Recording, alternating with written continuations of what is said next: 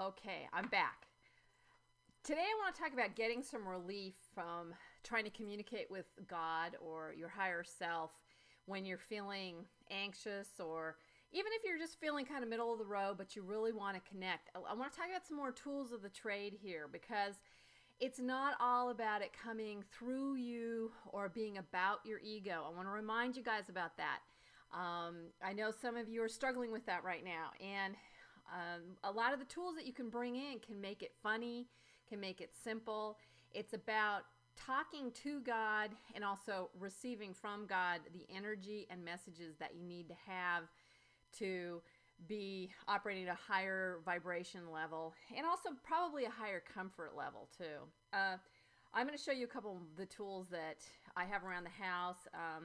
I know a lot of people who are psychic who use these kind of tools that it helps give them relief, so that they are not feeling like they have to figure out everything themselves. The first thing I want to talk about is card decks, oracle decks, divination decks. These are wonderful tools for trying to get messages from the angels to you. A lot of times angels are trying to tell you something and it may not be going through, and if you spread the card deck, can often tell you what's going on. This happens to be a Doreen Virtue Healing with the Angels, which is a very basic deck, which I happen to like. I enjoy this deck. Been using it for years and highly recommend it. Also, if you're practicing being psychic, it's a good way to pull some cards for other people to see if you can glean what might be going on for them. Of course, if you're familiar with tarot, that's another way to do it too. Tarot is way too complicated for me. I don't do it. Fairy dust, yes. I keep this on my mantle at all times. Sometimes I open it and throw it around because I need fairy dust. You can find these in little fairy kits, etc. And lots of stores carry the fairy dust. And you know what? It's just powerful. It's a powerful tool for having some fun. I love it. And then crystals. This happens to be a quartz crystal ball. I just use it. I just liked having it around because it's so psychic. I mean, it represents being psychic, of course, as we all know. But I got the fairy dust on the keyboard. I'm in trouble. Well, maybe it'll make my writing fairier. Then you can also use icons. Now, this is not for icon worship. This is to bring in certain energy. I like this. This is a plastic Jesus. My son bought me this for a present, and it reminds me to bring in Jesus energy, but also to keep my sense of humor, because this is a Jesus action figure. So I keep this up on my mantle, and if I feel like I need Jesus energy, I light a few candles and put him up. The next thing is I have a very large statue that looks exactly like this one in my home up in Northern California, but this is a Mary statue that I keep on my mantle here, and I love it.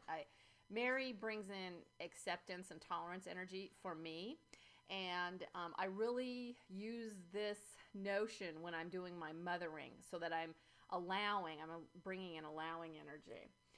I also keep a wizard around. This is a pewter wizard, Merlin, because that's the magic. That's the alchemy. That's the allowing the universe to put in all these little pieces and have it all come together and be very magical.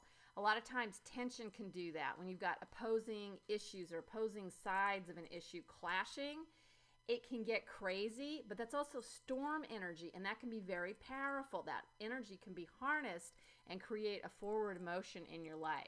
So the important thing to remember here is that you don't have to do this alone. This is about talking to God. This is about hearing from God. But this is also very personal, because you're wanting to do it through your own higher power. You're wanting to do it through a way that you know is personal to you. It's not an outside institution. It's not an outside book.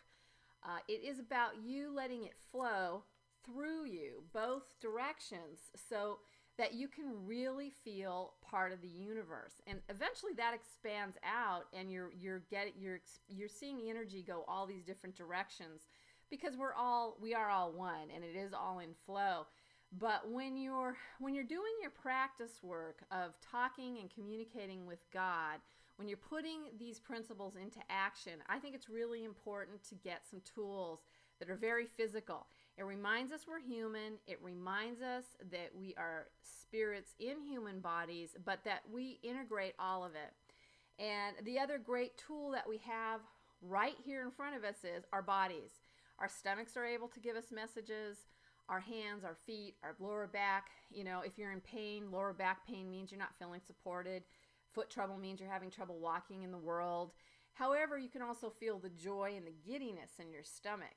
So it's a matter of integrating all these tools so that you can actually have conversations with God. It's about really putting this stuff into practical action to realize that we are all divine, and that it begins as an outer structure, but eventually it becomes a very inner structure.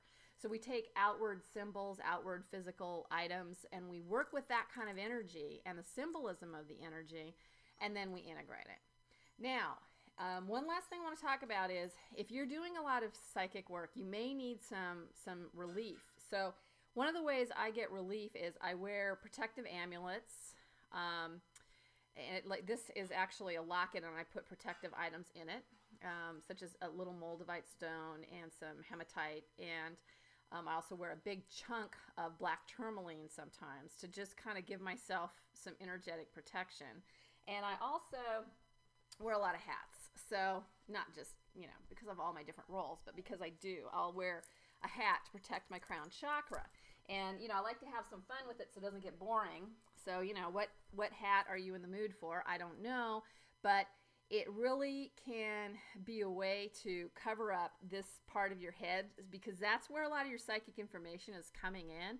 And you do not want to leave it open or too vulnerable, especially if you're in the middle of having, you know, some really psychic openings.